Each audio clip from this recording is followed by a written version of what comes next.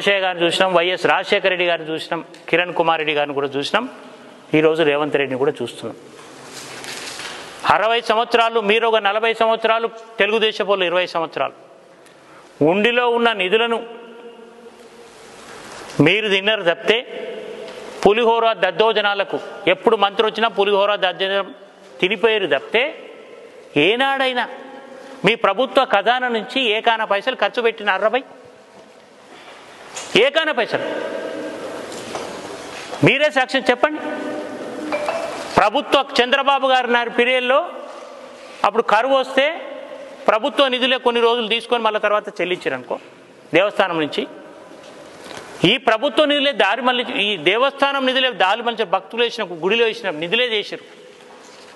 ఏకాన పైసలు వినట్లేదు. ఎవడు మంత్రి రాగానే, ఎమ్మెల్యే రాగానే గెస్ట్ హౌస్లల్లో కాంగ్రెస్ నాయకులు పులిహోర దద్దోజనములు తిన్నరే తప్పితే ఏకాన పైసలు ప్రభుత్వ ఖజానా నుంచి తెచ్చిర్రైతే ప్రమాణం చేసేందుకు రండి. లక్ష్మీనరసింహస్వామి సాక్షిగా నేను వచ్చి ప్రమాణం చేస్తాను.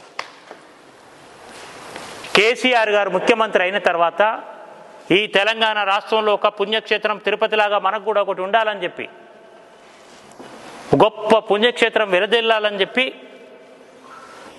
ఒక గుట్ట మీద అద్భుతమైన టెంపుల్ పునర్నిర్మాణం చేసి 1200 కోట్లు ఖర్చు పెట్టింది. దాంట్లో మిగిలిపోయిన పనులు ఒక 10% కూడా లేవు. 7% పనులను పూర్తి చేయలేక 2 సార్లు ఆ రేవంత్ రెడ్డి వచ్చి ఏకాన పైసలు పెదుములు కూడా ఇప్పలే, ఏకాన పైసలు కేటాయించలే ఇయ్యాటి వరకు. కేసీఆర్ సంపద సృష్టిస్తే దాన్ని దుర్వినియోగం చేస్తుండే ఈవో కూడా. ఇక్కడ ఈవో ఎమ్మెల్యే ఇద్దరు కలిసి కేసీఆర్ అంత పెద్ద దేవాలయం ఇంత గొప్పగా చేసిండు. నిన్న ఒక బ్రాహ్మణుడు భద్రాద్రి నుంచి వచ్చి నిన్న టీవీ ఛానల్లో చెప్పిండు, అద్భుతమైన టెంపుల్ ఇది, ఎంత గొప్పగా నిర్మించిండు అని చెప్పి చెప్తూ, అంత గొప్పగా నిర్మించిన దేవాలయంలో ఈయన ఎమ్మెల్యే, స్థానిక ఎమ్మెల్యే బీర్ల ఐలయ్య గారు, ఈవో భాస్కర్ గారు కేసీఆర్ సృష్టించిన సంపదను దోషిపెడుతున్నారు. అంతేగాని ఈ ప్రభుత్వ ఖజానా నుంచి ఏకాన పైసలు ఇయ్యాటి వరకు రాలా. అది బోను తగుదునమ్మా అని చెప్పి ఈ రేవంత్ రెడ్డి ప్రభుత్వం విజన్ ఆఫీసరో బైజన్ ఆఫీసరో పెట్టిండట తిరుమల దేవస్థానంలో. ఆ సెలెక్ట్ చేసింది ఎవరిని?